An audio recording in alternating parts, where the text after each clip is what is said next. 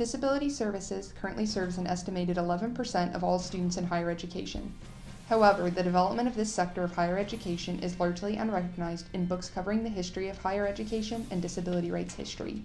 This area of higher education largely was founded by Abraham Lincoln, who saw a need for services for disabled members of society.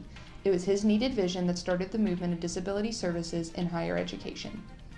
In 1864, with congressional approval, President Lincoln signed into a law a bill authorizing the establishment of a college division at the Columbia Institution for the Deaf and Dumb.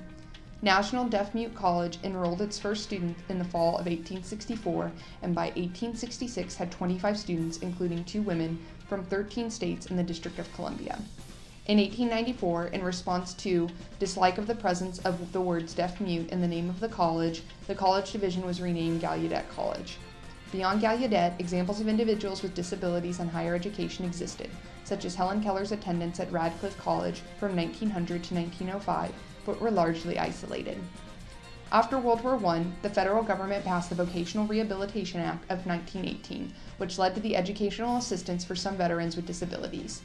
In 1944, Congress passed the Servicemen Readjustments Act of 1944, more commonly known as the GI Bill of Rights. This influx of veterans resulted in a corresponding increase in students with disabilities enrolling in college. Disability services were first broken into 3 large areas: transportation facilities, housing facilities, and classroom facilities. However, discrimination on the basis of disability still existed, such as the case of a student who attempted to return to his studies after war service. However, the administration of the university was convinced that a paraplegic simply couldn't do the work. Many universities' administrators were noted as saying that to include severely handicapped students in regular college programs would be a waste of time and effort. In May 1977, Section 504 of the Rehabilitation Act of 1973 took effect. It is widely recognized as the first civil rights statute for persons with disabilities, and it paved the way for the Americans with Disabilities Act of 1990. In part, Section 504 said, "No otherwise qualified individual with a disability in the United States shall, solely by reason of his or her disability, be excluded from participation in any program or activity receiving federal financial assistance." In 1990, the Americans with Disability Act was signed into law by President George H. Bush. The Americans with Disabilities Act of 1990 is the civil rights guarantee for persons with disabilities in the United States. It provides protection from discrimination for individuals on the basis of disability. The ADA extends civil rights protections for people with disabilities to employment in the public and private sectors. What constitutes a disability? A person with a disability is anyone with a physical or mental impairment that substantially limits one or more major life activities. In addition to those people who have visual disabilities, the definition includes people with a whole range of invisible disabilities, including psychological problems, learning disabilities, and more. For ADA purposes, documentation of the disability is required, which often presents a separate set of issues. Providing the required documentation in order to be granted accommodation can be time-consuming and expensive. Disability experts report that costs range from $500 to $9,000.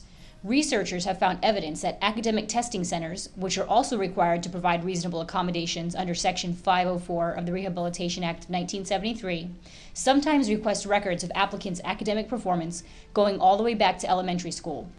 Recently, the Kellogg Commission commented on the state of disability services in higher education, saying that despite impressive progress in recent decades, educational opportunity in America is still far from equal. Full and equal access for all to our institutions and to the full range of programs and services they provide is a worthy and attainable goal. However, it remains to be met. The academic field of disability studies is now being examined to help inform disability service professionals. Disability studies recognizes that disability is a key aspect of human experience, and that the study of disability has important political, social, and economic implications for the society as a whole, including both disabled and non-disabled people. Despite over 30 years of our collective desire and efforts to throw open the doors to higher education opportunities and experiences for individuals with disabilities, they are often considered the poorest, least employed, least educated minority population in the United States. To accommodate the increasing number of students with disabilities on campus, many post-secondary schools now provide an array of services to help ensure that students have equal access to education. School officials frequently work closely with students who self-identify as having a disability and request services to provide accommodations. Some schools also have a centralized disabilities office to coordinate these services. On September 15, 2010, the Department of Justice issued new ADA regulations. The long-awaited rules are the first major revisions since the ADA was enacted and bring sweeping changes for the next decades. They have significant impacts on higher education. Since Abraham Lincoln first pioneered the idea of protection for those with disabilities, much has been accomplished, and as we have discussed, much more still needs to be done for this population. Since the signing of the ADA, many new theories and obstacles have emerged, creating new and challenging implications for universities and colleges. Self-determination theory and universal design are two of the most prominent theories developed after the signing of the ADA. Self-determination theory is based on the idea of helping an individual with a disability to engage in goal-directed, self-regulated, autonomous behavior with an understanding of one's strengths and limitations.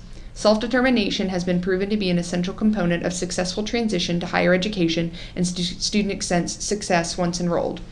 In addition, the concept of universal design began to emerge in college instruction at the turn of the century as a means to reach the needs of a broad range of learners, including those with disabilities. New populations of students with disabilities have emerged in the last 10 to 15 years. The number of students with learning disabilities has grown dramatically over the past 25 years. Students with different disability types are now increasing exponentially. Also, the number of students with psychological and psychiatric disabilities has increased significantly as well.